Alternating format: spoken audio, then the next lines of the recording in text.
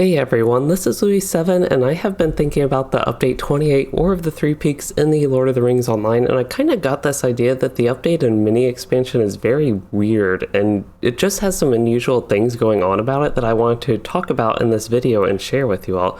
I honestly don't know what else to title the video actually, but my idea here is more around the circumstances of the update and the mini expansion pack, but also a little bit with the actual content. So if anyone has input on their opinion if the War of the Three Peaks is weird, or if it is maybe like more normal than I make it out to be, please do share, because again, I do appreciate hearing the different opinions. But the first thing that is weird with this update is how I got the idea of this video. I was just sitting here thinking about what am I going to do this week, and I was like, maybe there will be something to cover with update 28, or maybe there won't. Maybe we'll get some information, or maybe we won't, and maybe the update will release actually this week, or maybe it won't. And I was just thinking all sorts of things like that. And us LOTRO players are really stuck in a state of unknowing with the update, and to me that is extremely odd that there is so much we don't know when the mini expansion that has to be bought could actually be released at any time, like even now, or maybe in 2 weeks. We just also don't know on that. And again, while I was planning out my week a bit, I thought that should not be the case, and that something has like gone wrong really, and that ultimately led to me sitting here planning this video out. Now I do want to say, because some things are weird doesn't mean they are like inherently bad, even though that the word weird sometimes has that connotation. There are just some like weird things going on with the update, and I think some of them can even be good things, or at least have the potential to not be bad, even though parts of this will be negative. But for the rest of the video, I will be talking about the circumstances around the update, which to me is what makes it the most unusual, and with that I will cover like releasing of the update along with the monetization and information, or lack thereof, with the update. Then I'll focus more on the actual content of the update, including more from like what we saw in the beta for the update, and also the frequently discussed missions feature.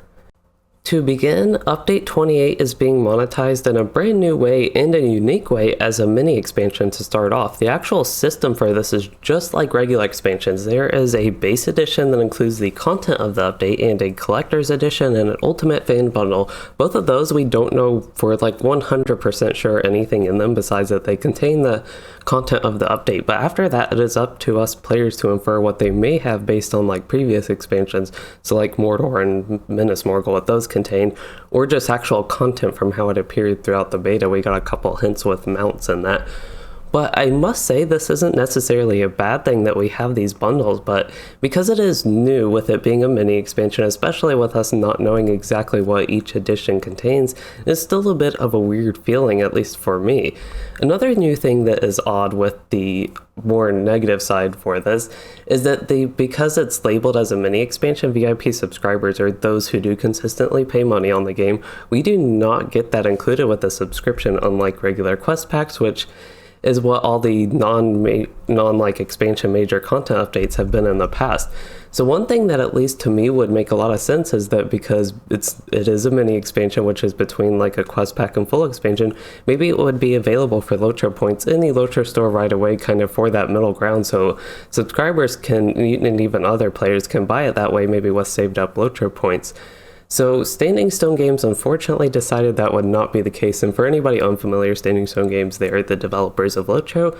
But I think that is just another thing that makes the update seem a little bit off to me, in that the only way to purchase the mini expansion is with real money, at least for the few first months like a regular expansion. But the other thing with purchasing the mini expansion is there is no pre-order or pre-purchase. We have to wait until the update is released for us to be able to buy the mini expansion, which to me just doesn't make much sense, and it's perhaps actually the craziest thing about this update.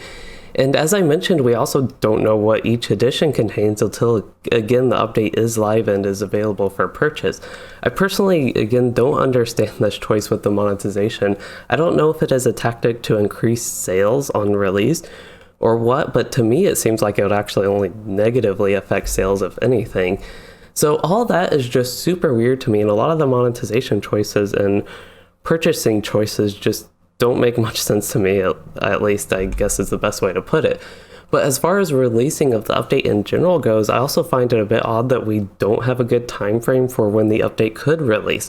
So perhaps Standing Stone Games themselves doesn't know when the update will be ready, which is honestly a little bit concerning if that is the case. But either way, we again have like less than 2 weeks left in at least the original time frame given, and we don't have any more updated information. So to be a bit meta, this does feel a little bit weird to talk about at this point, but just a lot of the releasing and monetization details of the update don't make much sense to me, and perhaps just make it a little bit extra frustrating as a content creator since I make videos. It's like exciting that this is a new big update and we have this new mini expansion, but there's also very little to go off of, or even like very little information and things I can do to plan for the release at this point. But moving on, the next topic I want to talk about is all of the information on the update, or rather the very little information we have on the update. Of course, we were able to preview the update and all that with the open beta, and I made like many videos and streams on that to explore it.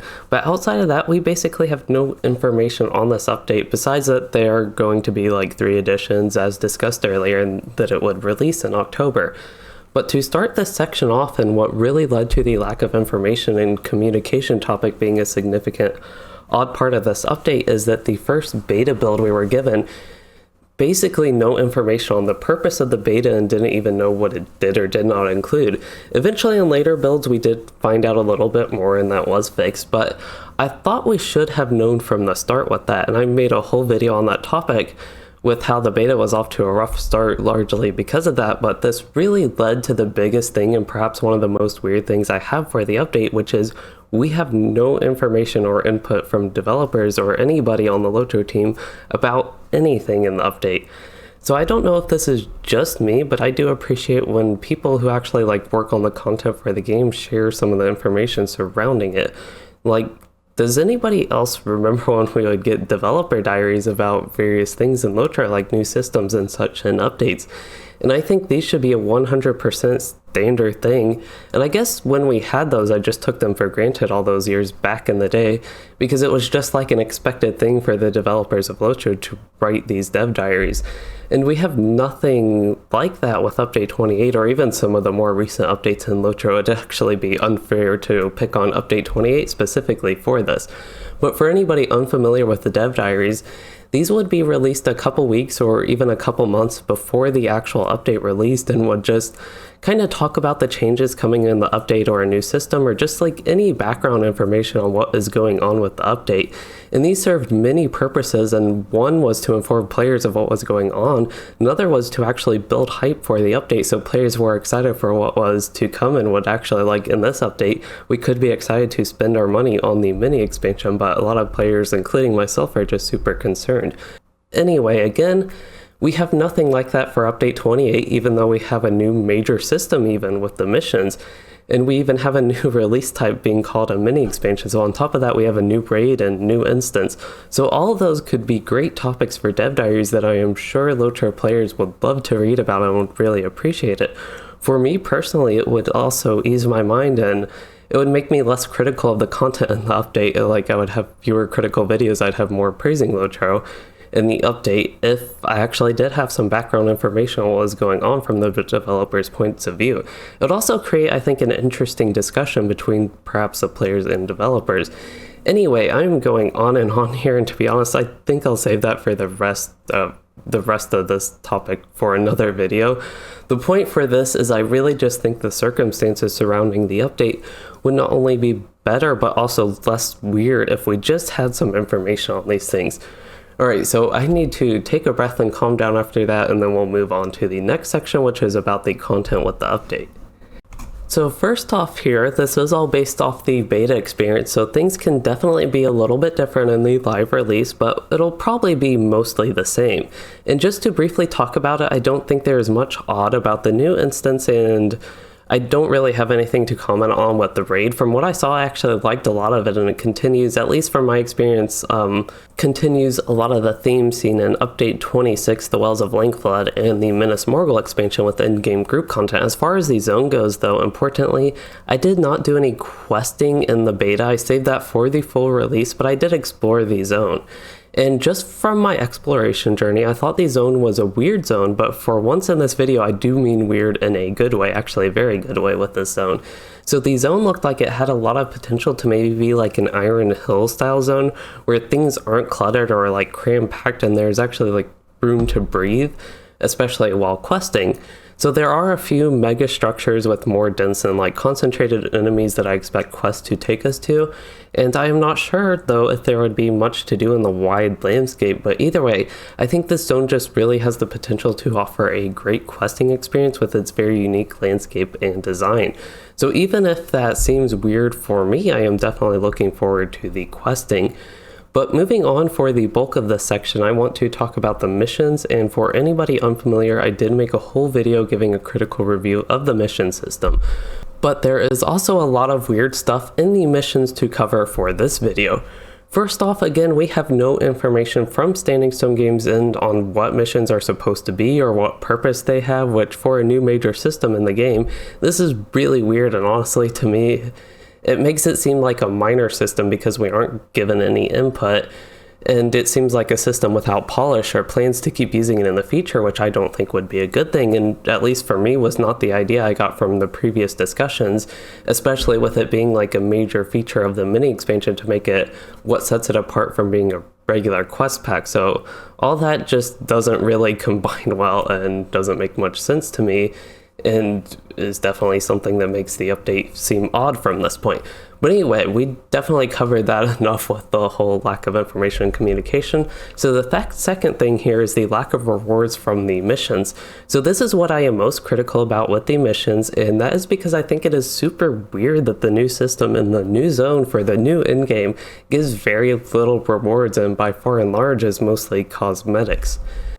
For the third thing, it also has to do with lack of reward, but more for low-level characters. So missions, they do scale from level 20 to 130, and again, I do actually have to point out that we have no idea from Standing Stone Games End if on like what the intentions were here specifically for lower-level players to be able to participate in the War of the Three Peaks. But to me, it seems like missions offer a quick alternative way to gain a couple levels or fill in a level gap or even skip an expansion or content patches worth of a period, all while being able to explore the brand new content in the latest update. But honestly, there are many reasons in LOTRO that you need to do the story quest while leveling, especially at like level 85 and above, starting with West Rohan and the Helm's Deep content. And there are many reasons you want to level by finishing out the zones to get Virtue XP, and that applies to all the levels in LOTRO. So with all that, missions offer you nothing to make up for the loss of those things if you choose missions as an alternative way to level or even gain just one level or two, or even a little bit of XP. But I'll digress from that, and I do just want to say that other systems like instances and skirmishes at least offer gear and marks and medallions, which you can get to like, you can get various things to boost your character that would at least make them more worthwhile. But to get back to the point here, this is just a weird thing with the mission system that makes the whole update and the mini expansion War of the Three Peaks weird to me.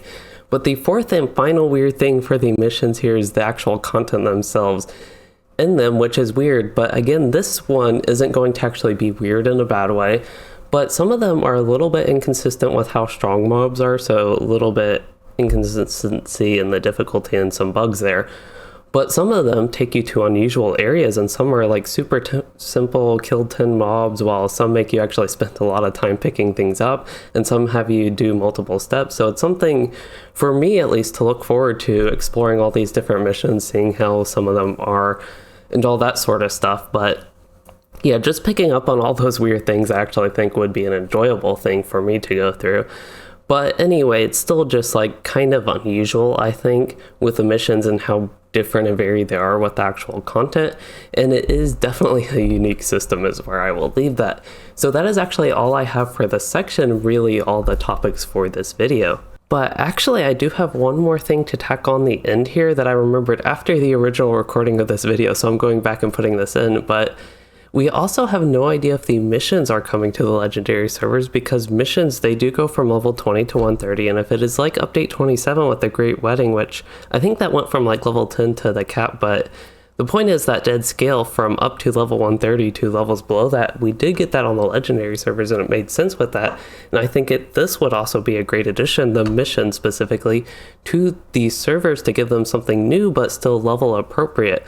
But again, we are nearing like the release and we just don't know about that. And I personally know from players that I play with on the Anor server, I play often with my kinship, the Mithril League there, but I know they would probably purchase the mini expansion if we do get the content, because it would be probably fun to run through with them on the legendary servers. But they are also in like a state of wonder with that, and I think hoping that we do get it on these servers, and I would also be included in that group that I hope these would actually be included on the legendary servers. But we can get back to the rest of the video as it was. To give a quick summary, we talked about the monetization and release details of the update, the lack of information and communication regarding the update, and finally the content of the update with a focus on the new mission system.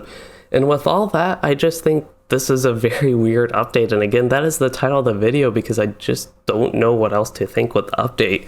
And as far as the video goes, this did actually wear me down a little bit thinking about the update 28.